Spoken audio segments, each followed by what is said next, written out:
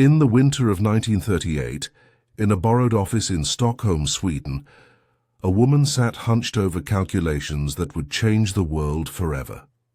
Her hands, gnarled from decades of laboratory work, trembled slightly as she wrote. Outside, snow fell softly on a Europe sliding inexorably toward war. Inside, Lise Meitner was unlocking the secret of the atom itself. Before we begin, I invite you to leave a comment with the location you're watching from and the exact time you're listening to this narration. We're always fascinated to see how far these echoes of history travel and at what hour of the day, or night, they find you. She had lost everything. Her homeland, her laboratory, her life's work. The Nazis had stripped her of her citizenship, her position, her very right to exist in the country she had called home for 30 years. She had escaped Germany with 10 marks in her pocket and a diamond ring smuggled in her coat, a gift from Otto Hahn, her research partner, meant to bribe border guards if necessary. Now, reading a letter from that same partner, she realized what they had accomplished. They had split the atom, broken the unbreakable, released energy beyond anything humanity had ever witnessed, and in that moment of triumph, Lise Meitner made a choice that would define the rest of her life. She discovered the power that split the atom and walked away from it. This is not just a story about physics and equations, about neutrons and uranium and the birth of the atomic age. This is a story about choice, about a woman who stood at the crossroads of history and chose conscience over glory, exile over empire, humanity over power. Her name was Lise Meitner. You probably don't know it. The Nobel Prize committee made sure of that. History forgot her, even as it remembered the men who took credit for her work. But without her brilliance, the atomic age would never have begun.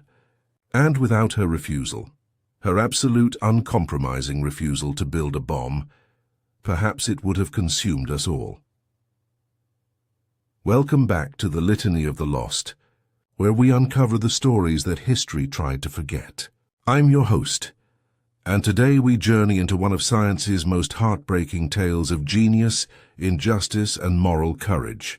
This is the story of a physicist who changed the world twice, once by her discovery, and once by her refusal to let that discovery become a weapon. So ask yourself, if you held the key to the most destructive force ever conceived, if your brilliance had unlocked Pandora's box itself, would you turn the lock, or would you walk away? Lise Meitner walked away, and in walking away she proved that sometimes the truest form of genius is knowing when to say no. Let us go back to Vienna at the turn of the century, to a young girl who looked at the universe and asked the question that would define her life. Why? Vienna, 1878, the heart of the Austro-Hungarian Empire, where coffee houses buzzed with intellectual fervor and the streets glittered with art, music, and possibility. It was a city alive with ideas, a place where the old world was giving way to something new and electric. But if you were a girl, those doors to possibility were locked shut. Lise Meitner was born into this paradox, a city of enlightenment that refused to enlighten half its population. She was the third of 8 children in a Jewish family that lived comfortably but not extravagantly in the shadow of Vienna's grand palaces and opera houses. Her father, Philip, was a lawyer with a progressive streak that was rare for his time. He believed, radically for the 1880s, that his daughters deserved education, not just the basics of reading and arithmetic, but real education, knowledge that could set them free. Lise's mother, Hedwig, was more traditional, but even she couldn't suppress the fire that burned in her daughter's eyes whenever the conversation turned to science and mathematics. Young Lise would sit at the dinner table, silent and watchful, absorbing every word of her father's discussions about law, philosophy, and the natural world. At night, when the household was quiet, she would sneak books from her father's study and read by candlelight until her eyes burned. Mathematics, physics, the works of Isaac Newton and James Clerk Maxwell. She didn't fully understand it all, not yet, but she felt something stirring in her chest, a hunger that couldn't be satisfied by the domestic arts that society expected her to master. But here's what you need to understand about Austria in the 1880s. Girls weren't allowed to attend gymnasium, the academic secondary schools that prepared students for university. The law simply forbade it. Education for women ended at age 14, with instruction in French, piano, and how to manage a household. That was it. That was all the empire thought a woman needed to know. Lise watched her brothers go off to school each morning, while she remained behind, and the injustice of it burned in her stomach like acid. She was smarter than most of them. She knew it, and they knew it. But intelligence didn't matter if you were born female. So she waited. And while she waited, she taught herself. By age 14, when her formal education ended, Lise Meitner had already taught herself calculus. She had worked through geometry proofs that would have challenged university students. She had read every science book she could find in German, French, and eventually English. Her father's study became her private university, and her fierce determination became her professor. In 1897, when Lise was 19, the Austrian Empire finally cracked open a door it had kept locked for centuries. Women would be allowed to attend university, but only if they could pass the same entrance examinations as men. The catch was that no schools existed to prepare women for these exams. The system was designed to maintain inequality while pretending to offer opportunity. Lise didn't care about the system's hypocrisy. She saw only the open door. She hired tutors with money saved from giving piano lessons to wealthy families. She studied 16 hours a day, 7 days a week for 2 years. She learned Latin, Greek, higher mathematics, physics, chemistry, and philosophy at a pace that left her tutors astonished and exhausted. She took the entrance examination in 1901, competing against young men who had spent 8 years in gymnasium, while she had spent 2 years of solitary study. She passed. Not just passed, she excelled. At 23 years old, Lise Meitner walked through the doors of the University of Vienna as one of the first women in Austrian history to be admitted. She was terrified. She was exhilarated. She was exactly where she belonged. The university was not welcoming. Male students mocked her in the hallways. Professors openly questioned whether women's brains were capable of understanding higher mathematics. She was forbidden from using the main entrance to the physics building.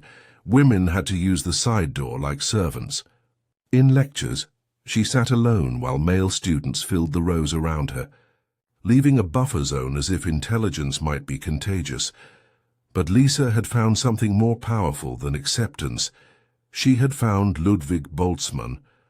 Boltzmann was a giant of physics, a brilliant and troubled man who believed the universe could be understood through mathematics and probability. He was also dying, though no one knew it yet. Depression was slowly crushing him from the inside. But when he looked at Lise Meitner, he saw something that gave him hope, a mind as fierce and uncompromising as his own. "You think like a physicist," he told her, after she solved a problem that had stumped his graduate students. "Not everyone can do that. Most people calculate.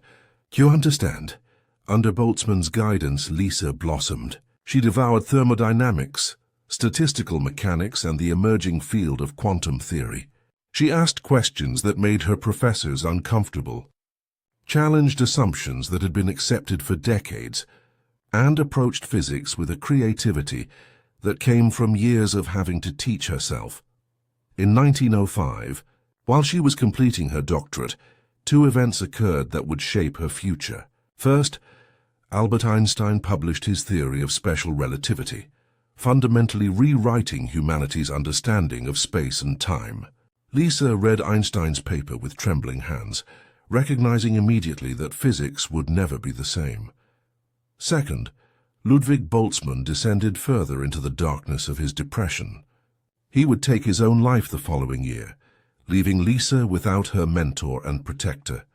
His death devastated her, but it also crystallized her determination.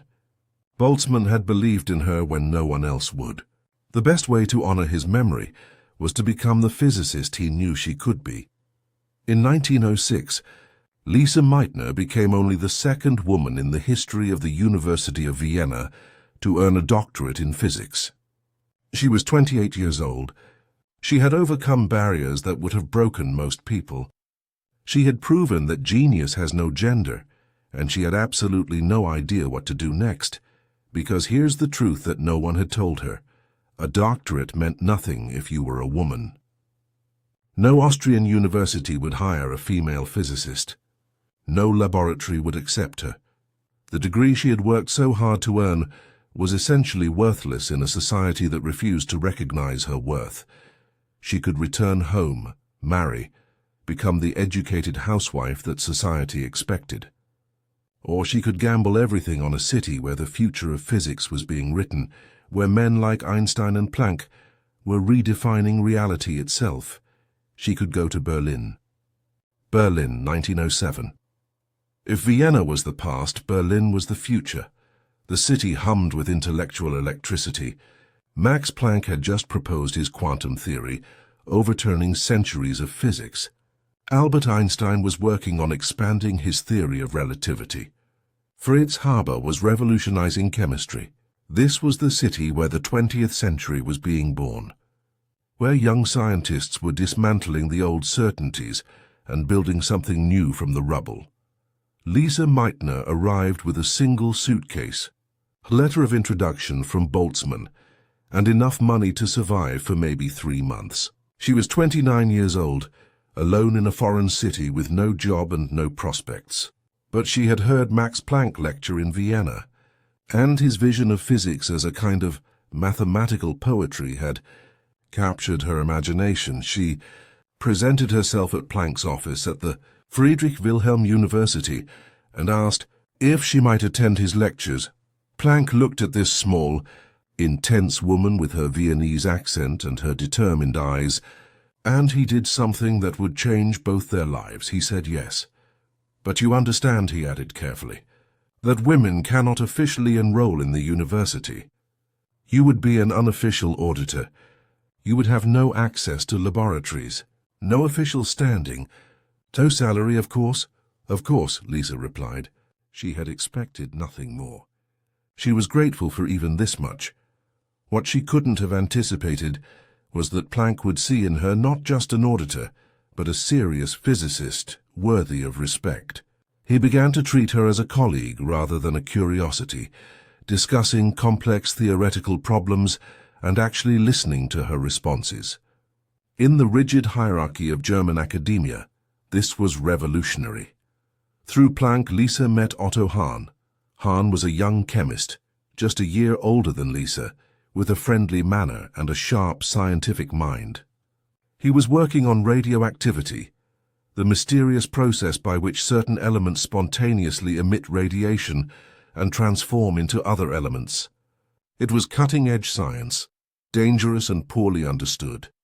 And Hahn needed help from someone who understood physics.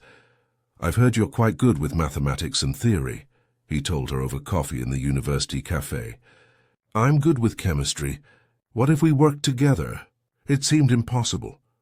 Women weren't allowed in university laboratories. The institution's director had made that explicitly clear. But Hahn had a solution. He had been allocated space in a converted carpentry workshop in the basement of the Chemical Institute. It wasn't much, damp, poorly lit with sawdust still in the corners. But it was technically not part of the official laboratory, which meant the rules might be flexible. They presented their case to the director, who reluctantly agreed on several conditions.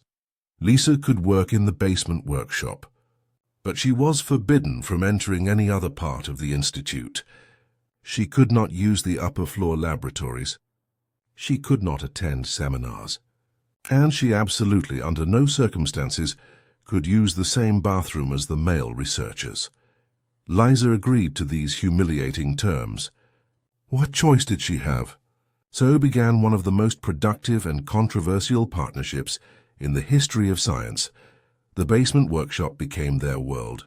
Hahn handled the chemistry, isolating radioactive elements, measuring their properties, tracking their transformations. Lise handled the physics, explaining why atoms behaved the way they did, developing theoretical models, making sense of the experimental results. They made an extraordinary team. Hahn was methodical and precise, with hands that could coax substances into revealing their secrets. Lise was intuitive and theoretical, able to see patterns that others missed. Together, they began publishing papers that caught the attention of the international scientific community. But the working conditions were appalling. The basement was cold in winter and stifling in summer. They had minimal equipment, most of it second-hand or built from scrap, and they were working with radioactive materials whose dangers were barely understood. Lise's hands became scarred and burned from handling radioactive sources. Her eyes watered constantly from the strain of working in dim light. But she never complained. This was what she had come to Berlin to do. For 3 years she worked without salary, supporting herself by giving private physics lessons to wealthy families. She lived in a tiny rented room, ate sparingly, and poured every ounce of her energy into the work.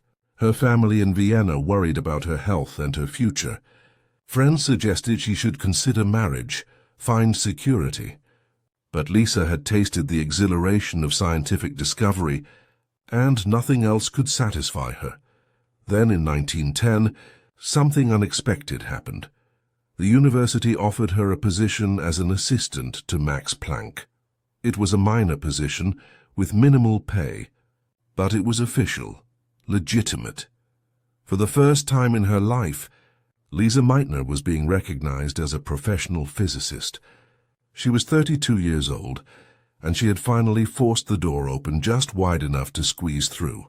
Her partnership with Otto Hahn continued and deepened. They discovered new isotopes of radioactive elements. They measured decay rates. They mapped the complex pathways by which unstable atoms transformed themselves into other elements. Their work was meticulous, groundbreaking, and increasingly influential. By 1912, the Kaiser Wilhelm Institute for Chemistry opened in Berlin, and Hahn was appointed to head the radioactivity department. He insisted that Lise be given a position as well, unpaid of course, but with access to proper laboratory facilities.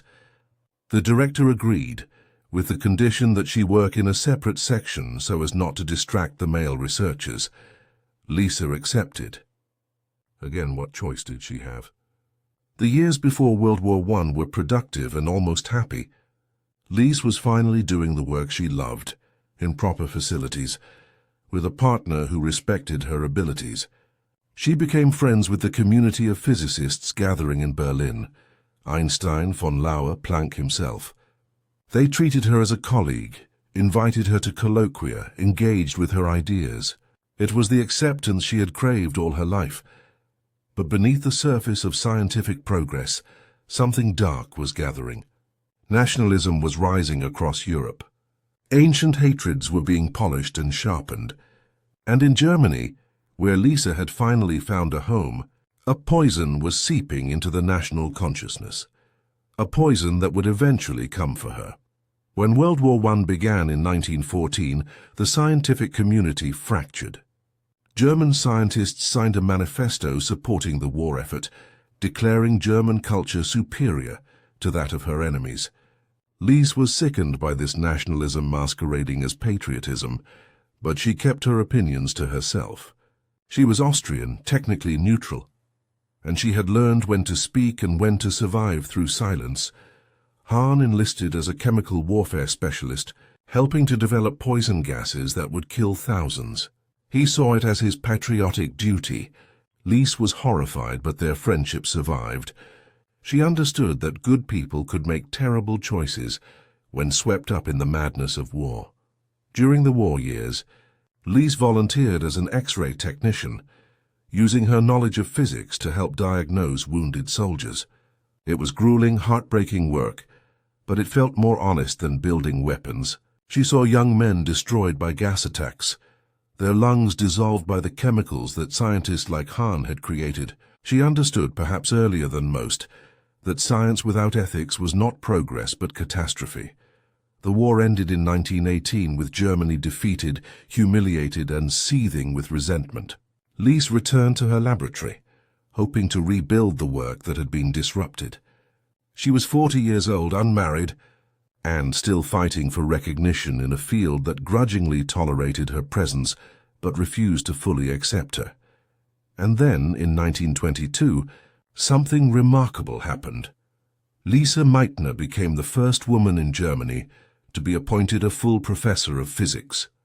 It should have been a triumph, and in many ways it was. Lise now had her own laboratory, her own research group, and finally, after 16 years in Berlin, a salary that allowed her to live with some dignity. Her work on radioactivity had made her internationally recognized. She was publishing important papers, mentoring students, and contributing to the explosion of knowledge that characterized the 1920s. But the appointment came with a bitter irony. It was unpaid. She had the title of professor, but the university provided no salary. She survived on a small stipend from the Kaiser Wilhelm Institute and the generosity of friends and family. Still, she had come so far. From the girl who wasn't allowed to attend school to a professor at one of the world's leading universities. She had earned it through brilliance, persistence, and an absolute refusal to accept the limitations that society tried to impose on her. And her partnership with Otto Hahn was about to embark on the most important work of their lives. The investigation of what happens when you bombard uranium with neutrons. They had no idea they were about to unlock the power of the atom itself.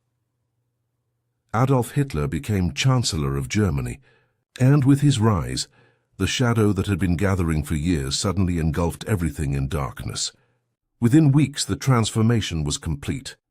The Enabling Act gave Hitler dictatorial powers. The boycott of Jewish businesses began. Books were burned in the streets, and Germany's scientific community, once the envy of the world, began to tear itself apart. Lise Meitner watched it happen with growing horror. She was Jewish, not religiously. Her family had converted to Protestantism when she was a child, and she considered herself Christian. But the Nazis didn't care about faith or belief. They cared about blood, about ancestry, about the pseudo-scientific racial classifications that were turning neighbors into enemies and colleagues into strangers. The law for the restoration of the professional civil service passed in April 1933, and with it, Jewish academics were dismissed from their positions. Overnight, brilliant scientists, people Lise had worked with for decades, were fired, stripped of their titles, forbidden from teaching or publishing. But Lise was Austrian. For now that protected her. She watched as her friends fled Germany one by one. Einstein left and never returned. Born left, Frank resigned in protest. The scientific community she had loved was being systematically dismantled, and those who remained were forced to choose, collaborate with the regime or become its victims. Otto Hahn chose to stay. He was German, he was not Jewish, and he believed, nor wanted to believe, that he could keep doing good science while ignoring the politics. He promised Lise that their partnership would continue, that he would protect her. And for 5 years he managed to keep that promise. But the protection came with a cost. Lise's name began disappearing from their joint publications. Not entirely, not at first, but gradually. Hahn was under pressure to distance himself from his Jewish colleague, and he began to comply in small ways that he told himself didn't matter. A name moved lower on the author list, a footnote that downplayed her contribution. Tiny betrayals that accumulated like drops of poison.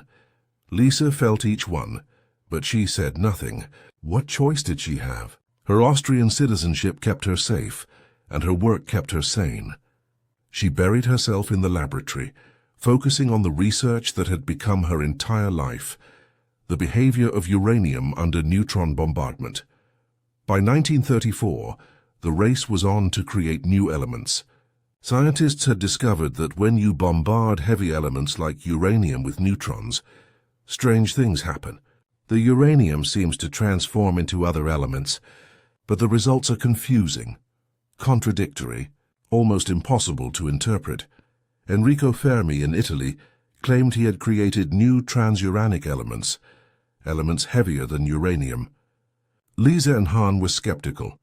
They began their own experiments, bombarding uranium with neutrons and painstakingly analyzing the products. It was delicate, dangerous work.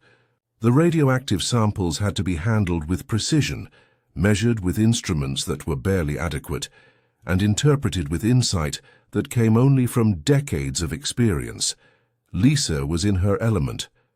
The laboratory was the one place where her Jewish ancestry didn't matter, where her only value was her mind. She worked 16-hour days, designing experiments, analyzing results, and slowly unraveling one of nature's deepest mysteries. But outside the laboratory, the walls were closing in. In March 1938, Germany annexed Austria in what was euphemistically called the Anschluss and the Union. Overnight, Lise lost her Austrian citizenship. She became a German citizen, which meant she was now subject to German racial laws. She was no longer protected. She was prey. The orders came swiftly. Jewish scientists were forbidden from working. They were forbidden from publishing. They were forbidden from leaving the country.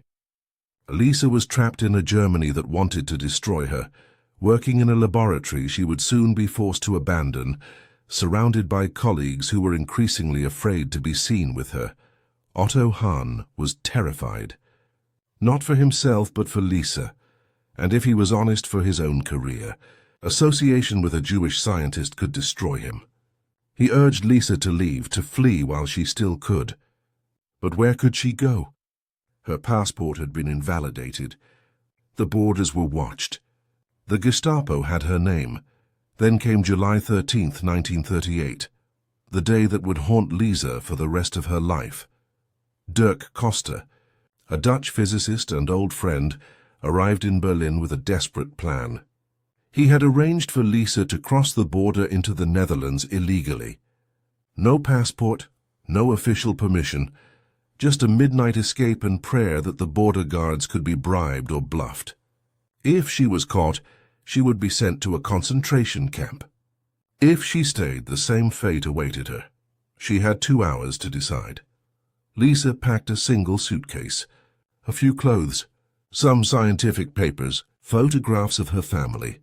She left everything else behind, her laboratory, her books, 30 years of her life in Berlin. Otto Hahn came to say goodbye, and he gave her a diamond ring that had belonged to his mother. For bribes, he said quietly. If the guards stop you, they did not embrace. They barely looked at each other. The friendship that had sustained them both for 3 decades was fracturing under the weight of fear and impossible choices. At midnight, Lise Meitner left Germany. She crossed the border in the dark, her heart hammering so loudly she was certain the guards would hear it. But luck, or God, or chance, and was with her. She made it into the Netherlands, and from there to Stockholm, Sweden. She was free. She was safe. She was utterly, devastatingly alone. Stockholm, December 1938. Winter in Sweden is a season of darkness. The sun rises late and sets early, giving only a few hours of pale, weak light. For Lise Meitner, exiled and alone in this frozen city, the physical darkness seemed to mirror the darkness in her soul. She had lost everything: her laboratory, her position, her life's work, her home. The Nazi regime had stolen not just her job, but her identity, her very right to exist as a scientist. She was 59 years old, starting over in a country where she didn't speak the language, working in a borrowed office at the Nobel Institute, tolerated but not truly welcomed. The Swedish physicists were polite but distant. They gave her a desk and access to their library, but no laboratory, no equipment, no students. They seemed unsure what to do with this refugee physicist, whose best years they assumed were behind her. She was a charity case, a displaced person to be helped out of obligation rather than enthusiasm. But Lise Meitner's mind was as sharp as it had ever been, and she was about to prove that her most important contribution to science still lay ahead. On December 19, 1938, a letter arrived from Otto Hahn in Berlin. He and his assistant, Fritz Strassmann, had been continuing the uranium experiments that Lise had helped design. They had bombarded uranium with neutrons and carefully analyzed the resulting products. And they had found something impossible. They had found barium. Barium is element 56, uranium is element 92. For barium to appear from uranium, the uranium nucleus would have to somehow break apart into smaller pieces. But that was impossible. Everyone knew that while radioactive atoms could emit small particles like alpha rays or beta rays, the nucleus itself was solid, indivisible, unbreakable. Perhaps you can suggest some fantastic explanation, Hahn wrote. We understand that it really can't break up into barium, so try to think of some other possibility. Lise read the letter twice, 3 times. Her hands were shaking, because she realized with a clarity that was almost painful exactly what had happened. The uranium nucleus had split. The atom itself had broken in 2, but she needed to be certain. She needed to work through the mathematics to prove that such a thing was physically possible. And she needed someone to talk to, someone who could help her think through the implications. By extraordinary timing, her nephew Otto Frisch, himself a physicist, was coming to visit her for Christmas. Frisch was working in Copenhagen with Niels Bohr, and he had planned this trip to check on his aunt and bring some warmth to her lonely exile. The day after he arrived, they went for a walk in the snow. Lise brought Hahn's letter and a notebook. As they walked through the quiet Swedish countryside, she explained the experimental results and her nascent theory. Frisch was skeptical at first. The idea of splitting an atomic nucleus seemed absurd, but Lise was insistent. Think of the nucleus as a liquid drop, she said, sketching in her notebook as they sat on a fallen log. Niels has suggested this model. If we imagine it as a drop held together by surface tension, then when we add a neutron, we add energy. The drop begins to vibrate, and if the vibration is strong enough, she drew the nucleus elongating, stretching, finally pinching in 2. It splits, Frisch breathed. It splits, Lise confirmed. They worked through the mathematics right there in the snow. Using Einstein's equation, E equals mc squared, they calculated the energy that would be released if a uranium nucleus split into 2 smaller nuclei. The mass of the 2 pieces would be slightly less than the mass of the original uranium atom. That missing mass would be converted into energy. The amount of energy was staggering. A single uranium nucleus splitting would release approximately 200 million electron volts, more energy than any chemical reaction could produce. And if many uranium nuclei split in a chain reaction, each one triggering others, the implications were terrifying. Should we publish this? Frisch asked quietly. Lise was silent for a long moment. We have to, she finally said. The knowledge exists now. We can't pretend it doesn't, but God help us all. They wrote the paper together over the Christmas holiday. Frisch coined the term fission, borrowed from biology's term for cell division. On January 16, 1939, their paper was submitted to the journal Nature. It explained the physics of nuclear fission clearly and completely, providing the theoretical framework for understanding what Hahn and Strassmann had observed experimentally. Lise insisted that Hahn's name appear on none of her publications. She was still hurt by his abandonment, still angry at how quickly he had erased her contributions once it became politically convenient. This discovery was hers and Frisch's. Hahn could have his experimental results, but the physics, the understanding, belonged to her. The publication hit the scientific community like a bomb. Physicists around the world immediately grasped the significance. Niels Bohr, attending a conference in Washington, D.C., shared Lise's results with American physicists. Within days, laboratories across the United States Britain, France, and Germany were racing to replicate the experiments and explore the possibilities, because everyone understood what nuclear fission meant. It meant power. Enormous, unprecedented power. Power that could generate electricity for cities, or power that could destroy them. It meant that atomic weapons were theoretically possible, and all of this became clear just months before World War II would begin. In Berlin, Otto Hahn basked in the glory of the discovery. He gave lectures about his brilliant experimental work. He was celebrated as the man who had split the atom. And he barely mentioned Lise Meitner. When colleagues asked about her contribution, he was vague. "She helped with some of the interpretation," he would say, or "we corresponded about the results." He minimized her role, erased her insight, and allowed the world to believe that he alone had made this world-changing discovery. Why? Perhaps because acknowledging a Jewish woman's contribution was dangerous in Nazi Germany. Perhaps because taking sole credit advanced his career. Perhaps because it was simply easier to let Lise fade into the background of history. Whatever his reasons, the damage was done. Lise's name began to disappear from accounts of nuclear fission's discovery. The physics community knew the truth, but the wider world did not. And when the Nobel Prize Committee began considering whom to honor for this breakthrough, Lise Meitner's name was not seriously considered. In Stockholm, Lise watched this erasure happen in real time, and the pain of it was worse than exile, worse than losing her laboratory. She had given her life to physics, and now that physics was being stolen from her by a man she had trusted, a man she had worked beside for 30 years, but personal grievances would soon seem trivial compared to what was coming. On September 1st, 1939, Germany invaded Poland. World War II began, and the race to build an atomic bomb had already started. Los Alamos, New Mexico, 1943.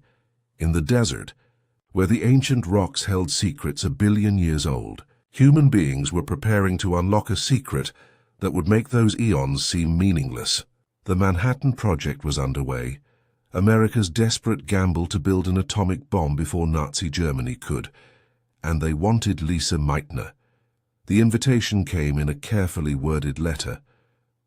The American military, coordinating with British intelligence, asked if Dr. Meitner might be willing to consult on certain technical matters related to her theoretical work.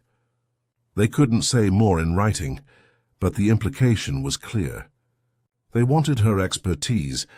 They wanted her to help build the weapon her discovery had made possible. Lise's hands trembled as she read the letter.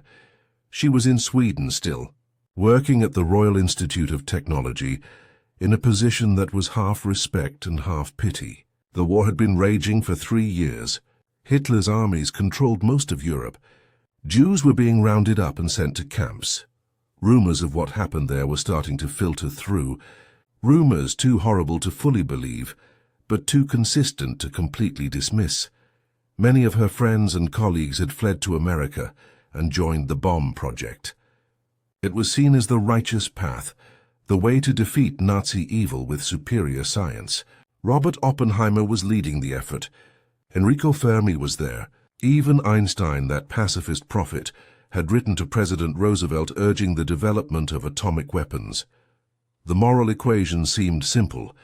Build the bomb before Hitler does, or watch civilization destroyed. Lise Meitner said no. "I will have nothing to do with the bomb," she wrote back.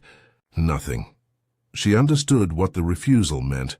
It meant she would remain in genteel poverty in Stockholm, while her colleagues worked on the most important scientific project in history.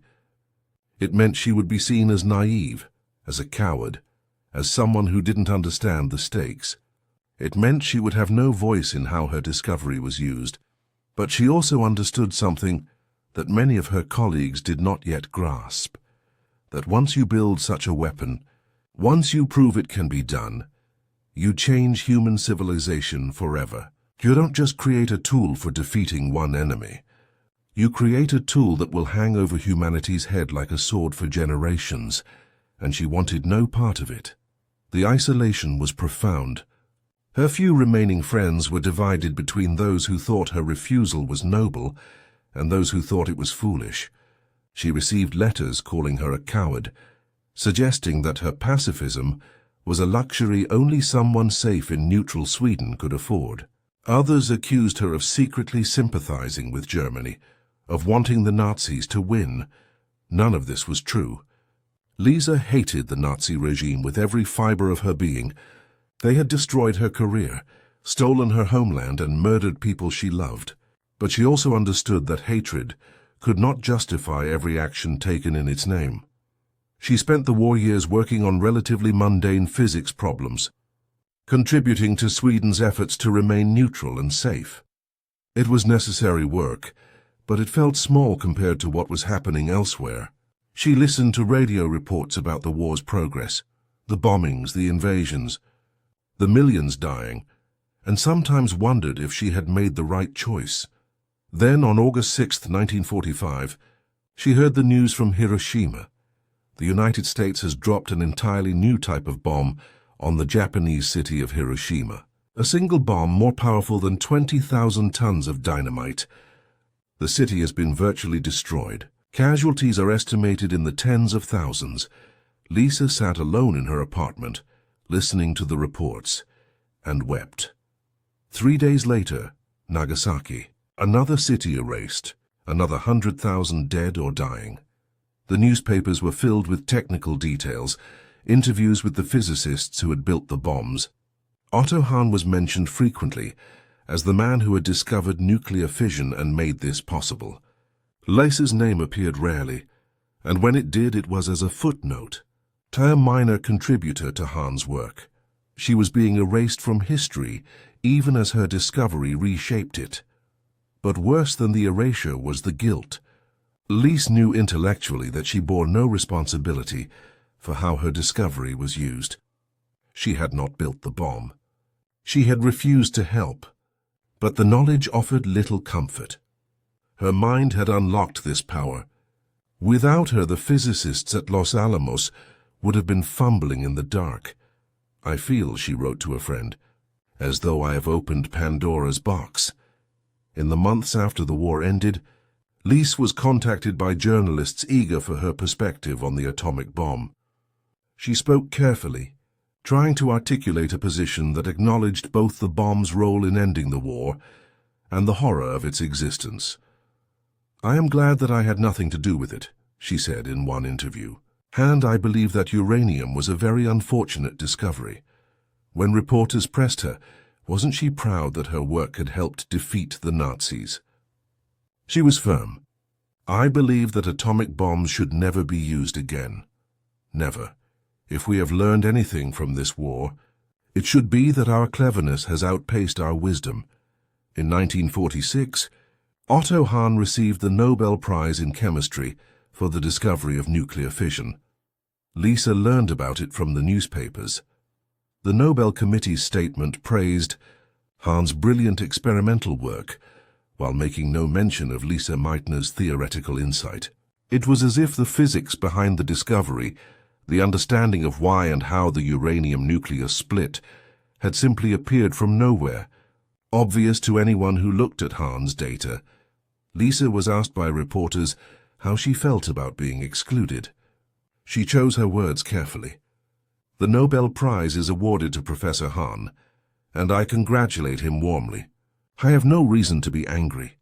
But in private she was devastated, not because she wanted the prize for its own sake, but because the exclusion represented the final erasure of her contribution. History would remember Otto Hahn as the man who discovered fission. Lise Meitner would be a footnote at best, forgotten entirely at worst. The injustice was compounded by the fact that the Nobel Committee had detailed records of her work, her correspondence with Hahn, her theoretical papers. They knew the truth. They simply chose to ignore it. Why? Historians still debate the reasons. Some point to sexism, the Nobel Prize's dismal record of recognizing female scientists. Others cite the complication of her Jewish identity and exile, which made her story messier than the straightforward narrative of a German chemist's triumph. Still others suggest that the committee was uncomfortable honoring someone who had refused to participate in the war effort, who had stood apart from the urgency that had consumed everyone else. Whatever the reason, the result was the same. One of the most important scientific discoveries of the 20th century was credited to one person, when it should have been credited to at least two. But here's what the Nobel Committee could not take from her: the respect of the physicists who knew the truth. In the years following the war, Lise received honorary degrees from universities around the world. She was elected to scientific academies. She was invited to lecture. And wherever she went, the physicists in the audience knew exactly who she was and what she had contributed. Albert Einstein called her our Marie Curie, the German Marie Curie. Niels Bohr publicly stated that Lise's theoretical work had been essential to understanding fission, and that Otto Hahn's experimental results would have remained mysterious without her insight. And in private letters and conversations, physicist after physicist expressed their anger at her exclusion from the Nobel Prize and their admiration for her moral courage in refusing to build weapons. She had lost the prize, but she had kept her integrity, and in the end, Lise Meitner believed that integrity mattered more than recognition. Cambridge, England, 1960. An elderly woman walked slowly through the garden of a small house on the outskirts of the city. Her hair was white, her back slightly bent, but her eyes remained sharp and observant. This was Lise Meitner at 81, 2 decades removed from the fury of war and discovery, living quietly in the country that had finally offered her something like peace. She had left Sweden in 1960 to be closer to her nephew Otto Frisch, who was now a respected physicist at Cambridge. The house she lived in was modest. 2 bedrooms, a small library, a garden where she could grow vegetables and flowers. After decades of displacement, she had finally found something like home, but the world had not forgotten her, even if the Nobel Prize had. She received letters almost daily from students who wanted to know about her work, from physicists who sought her opinion on new theories, from historians trying to piece together the true story of nuclear fission's discovery. She answered them all in her careful handwriting, generous with her time and her knowledge, even as her fingers grew arthritic and writing became painful. She also received honorary degrees, so many that she lost count. Universities that had once barred their doors to women now fell over themselves to honor her. Doctor of Science from the University of Stockholm, Doctor of Law from Smith College, honorary degrees from Harvard, Columbia, the University of Vienna that had fought so hard to keep her out decades ago. In 1966, she received the Enrico Fermi Award from the United States Atomic Energy Commission, one of the highest honors in physics, and one that carried a substantial cash prize. The award recognized her fundamental contributions to nuclear physics, and it was presented to her jointly with Otto Hahn and Fritz Strassmann. It was not the Nobel Prize, but it was something. The reconciliation with Otto Hahn had been slow and painful. After the war, he had tried to rebuild their friendship, writing letters that mixed genuine affection with self-justification for how he had treated her during the Nazi years. Lise's responses were polite but distant. The betrayal had cut too deep for easy forgiveness, but time has a way of softening even the deepest wounds. As both of them entered old age, facing the reality that their time was running short, they found a way to speak honestly about what had happened. Hahn admitted that he had not fought hard enough to keep her name on their publications, that he had been too concerned with his own safety and career. Lise acknowledged that the circumstances had been impossible, that perhaps no one could have acted perfectly under such pressure. They never fully reconciled. The friendship of their Berlin years could not be restored, but they reached an understanding, a sad acknowledgement of how history and politics can destroy even the strongest partnerships. The 1960s brought nuclear weapons fully into public consciousness.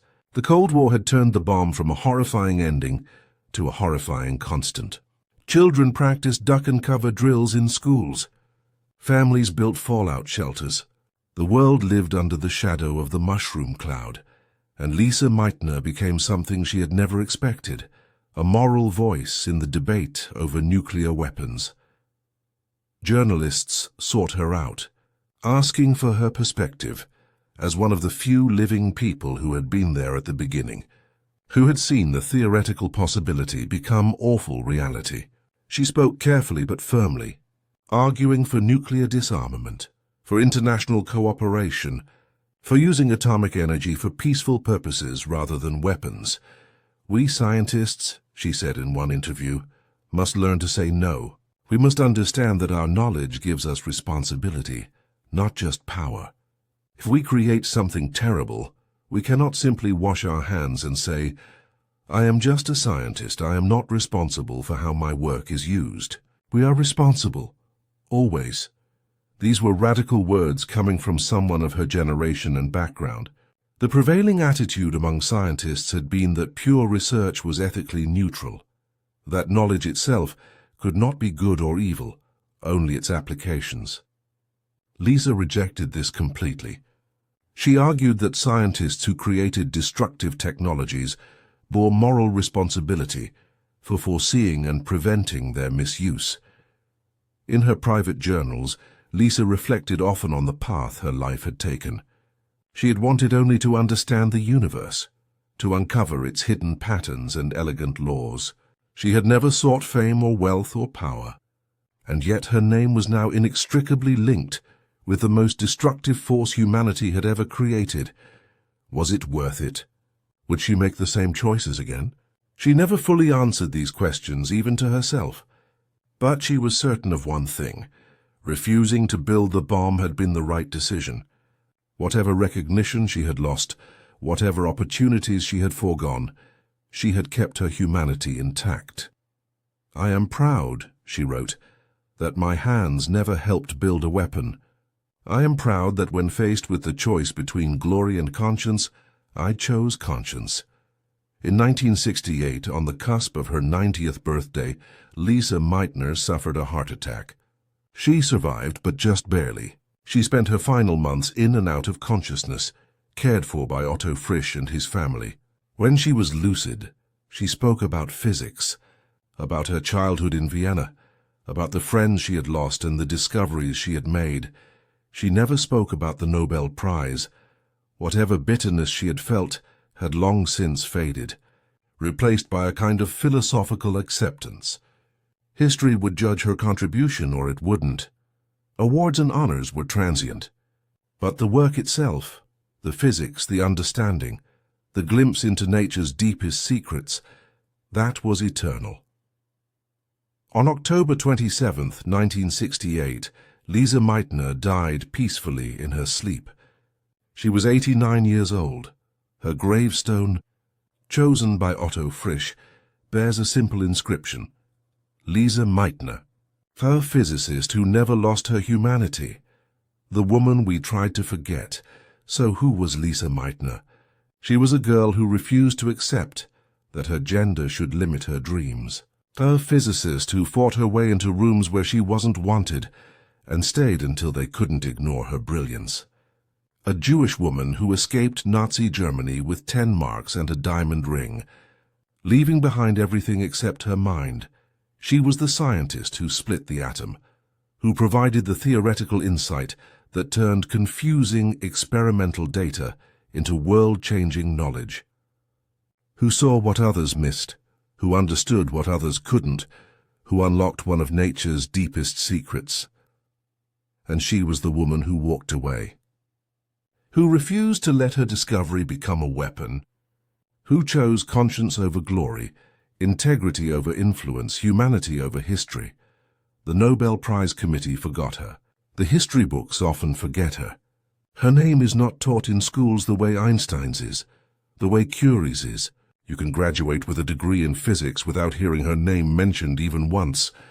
But she changed the world twice, once through her discovery, And once through her refusal, because here's what the world tried to forget. Genius without conscience is not progress. Discovery without responsibility is not advancement. Knowledge without ethics is not enlightenment. It's catastrophe waiting to happen. Lise Meitner understood this when so many of her colleagues did not. She understood that saying I am just a scientist is not absolution, but abdication. That the smartest people in the room have the greatest responsibility to consider the consequences of their work. In an era when brilliant minds raced to build bombs, she stood still. When everyone else said we must, she said I will not.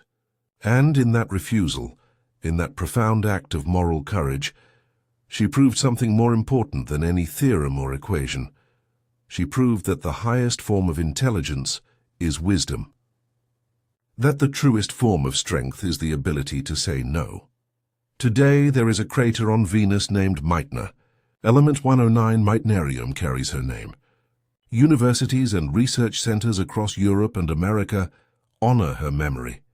The Lise Meitner Prize recognizes excellence in physics. Her face has appeared on stamps and coins, but the recognition that would have mattered most, the Nobel Prize, still eludes her. She cannot receive it posthumously. Those are the rules. The committee's failure to honor her in life cannot be corrected in death. Perhaps that's fitting in its own way, because Lise Meitner's legacy was never about awards. It was about the questions she asked and the principles she refused to compromise. It was about showing that you can be brilliant and ethical, that you can change the world while keeping your humanity intact. She was the woman who split the atom and refused to destroy the world. And in refusing, she saved something more precious than any medal or prize. She saved the part of science that is still at its core about wonder rather than power, about understanding rather than domination, about light rather than the terrible fire of destruction. Lise Meitner, a physicist who never lost her humanity, she proved that integrity is the highest form of brilliance, that sometimes the truest revolution is to say no.